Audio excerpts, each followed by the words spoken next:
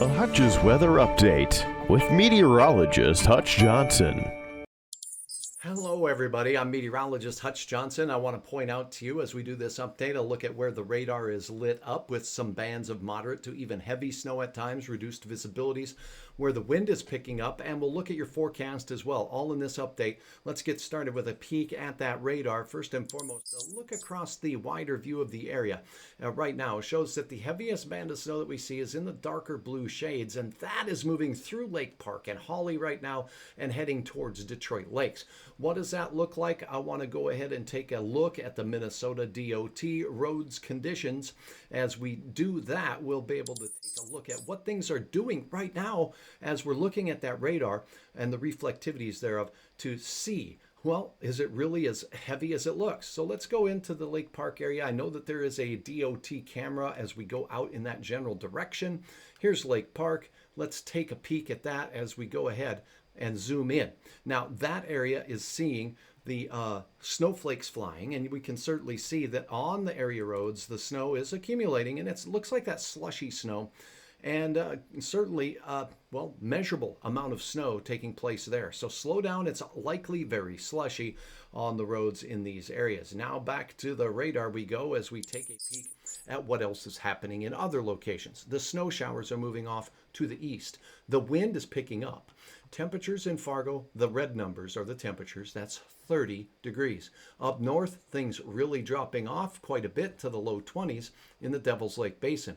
But take a look at these blue bars north of Devil's Lake. Those are the wind gusts. Those wind gusts are 30 miles per hour in and around Devil's Lake. And a look at conditions there towards Grand Forks shows we have some snow moving into northwest Polk County, Grand Forks, and East Grand Forks near Tabor. And that's all moving off to the east. Remember, it's this combination of snow and wind that will be causing our tricky travel conditions as we head into your evening tonight. Keep that in mind, slow it down. We want you to arrive safe. Now, let's take a look at a model here, and we'll go ahead and look at one and take a look at what we are expecting with regards to our snow. Let's look at a model that's updated every hour here. And this particular model, I really like to take a look at it because essentially this one's updated every hour, and this model definitely gives us that opportunity to stay a little more updated with what's going on at this particular time. So now let's go ahead and zoom in, and we'll go ahead and show where our snow showers go.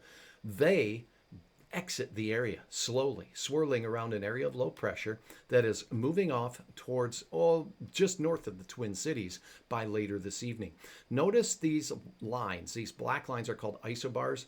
This would mean increasing gusty winds in the valley as we go through the evening and late evening hours, which means we're going to have a drop in temperatures certainly, but also probably an icing up of those slushy roads right now. So take it slow, and let's take a look at how much snow we may indeed see with the system. For that, I'm going to go to a more recent model run here, if I can, and back up and take a peek at what we have going on there. First and foremost, well, the update is showing that the snowfall from this particular system is expected to be most prominent over portions of Minnesota.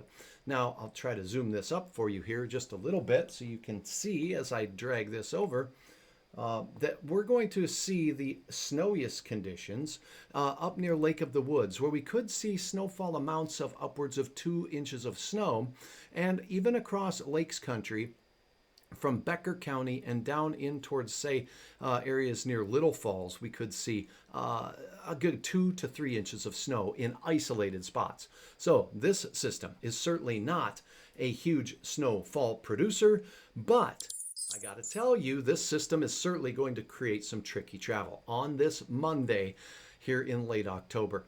The north winds will be cold tonight. It's going to be a frigid night and a frigid start for trick-or-treaters. I'll have an update for you on that forecast coming up in a bit. But until then, please travel safe, and please do yourself a favor. Give yourself extra distance between you and that car in front of you to, well, arrive safe.